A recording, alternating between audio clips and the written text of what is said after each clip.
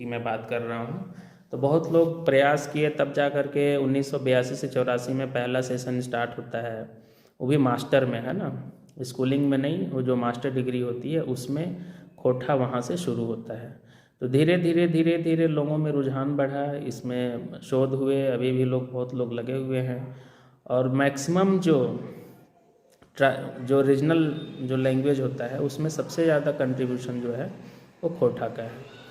तो मुझे और इससे ज़्यादा डिटेल में बताने की ज़रूरत नहीं है कि वाई शुड आई टेक कोठा, है ना। कोठा इसलिए लेना ज़रूरी है, ये सब के अलावे ये भी एक हकीकत ये है कि कोठा में स्कोरिंग जो मार्क्स जो होता है वो अच्छा होता है कंपैरेटिवली अदर सब्जेक्ट का, है ना। उसके पीछे एक और कारण ये भी हो सकता है कि जितने भी जो मैक्सिमम जो एस्पेरेंट होते हैं, जो अभ्यर्थी होते हैं, मैक्सिमम उन लोग कोठा का चुनाव करता है। तो ऐसा भी हो सकता है कि मतलब ज़्यादा लोगों को रहने के चलते मार्केट में उस चीज़ का रिसोर्सेज भी अच्छा अवेलेबल है, क्योंकि लोग मेहनत करके उसके पीछे क्या है रिसोर्स अवेलेबल करवाएंगे। और कोई ऐसा सब्जेक्ट है जिसका कि उतना, है ना, डिमांड नहीं है, तो कोई क्यों मेहनत करेगा उसके पीछे, है ना। तो मूलतः 2-3 कारण यही है कि झारखंड की एक सबसे मुख्य भाषा में से एक है कोठा, दूसरा उसके आपके पास रिसोर्सेज बहुत अवेलेबल हैं। आप हिंदी लेंगे, इंग्लिश लेंगे और कोई लैंग्वेज पेपर लेंगे तो उसमें आपको रिसोर्सेज के लिए आपको बहुत ना इधर उधर भटकना पड़ेगा, लेकिन कोठा में ना बहुत ज़्यादा मटेरियल्स अवेलेबल है ना। तो ये तो एक बात हो गई। दूसरी बात यह है कि कोठा के लिए क्या अप्रोच अपनाना चाहिए, है ना, क्यों लेना चाहिए, इस पे बात हो गई। फिर यह है कि कोठा के लिए अप्रोच क्या होना चाहिए। तो मैं जैसे अपना अप्रोच बता रहा हूँ कि पिछली बार मेरे को भी बहुत ज़्यादा जानकारी नहीं थी कोठा के बारे में, तो मैंने क्या किया था, आर के पांडे सर की मैंने नोट्स पढ़ी थी, और बी एन ओदार सर का एक बुक आती है कोठा उद्भव एवं विकास। लेकिन इस बार मैंने क्या किया है, ये एक गजाधर महतो सर की बुक है, इसके बारे में मैंने सुना है तो इसको मैंने मंगवाया है, ठीक है। और इसका कुछ चैप्टर, कुछ पेजेस पढ़ के या फिर कुछ चीज़ों को मैंने पढ़ा तो मुझे ऐसा लगा कि ये बुक ना उन दोनों के मुकाबले काफ़ी अच्छी है। अभी मैं इसको और अच्छे से पढ़ूँगा, ठीक है। आप इसका स्क्रीनशॉट ले सकते हैं, है ना। अगर एक सिंगल हैंडेड बुक, अगर एक ही बुक से, ज़्यादा नहीं है ना, ज़्यादा पेजेस भी नहीं है, और बहुत अच्छे तरीके से एकदम सिलेबस के अकॉर्डिंग इन्होंने लिखा है। मैं I am very thankful to Gajadhar sir कि उन्होंने इस तरह का जो बुक है उन्होंने मेहनत करके निकाला है।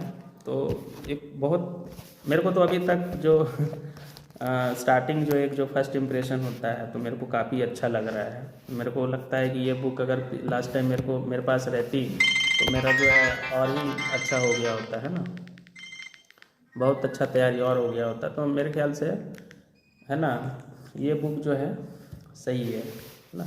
बाकी मेरे को और इसको पढ़ लेने दीजिए, है ना, कुछ चैप्टर्स को मैं पढ़ूंगा, फिर एक कंपैरेटिव एनालिसिस करूंगा, उसके बाद ही कुछ फाइनली बोल पाऊंगा।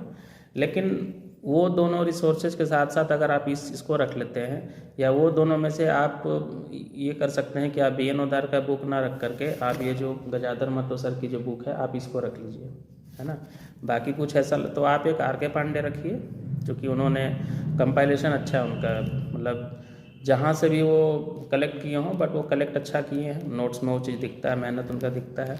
और दूसरी बात ये है, आप ये एक बुक आप ये रख लीजिए, है ना, बी एन ओदार और गजाधर महतो में से कोई एक। लेकिन मैं ज़्यादा इसको पढ़ने के बाद लग रहा है कि ज़्यादा सही है, तो लास्ट टाइम मैं नहीं पढ़ पाया था।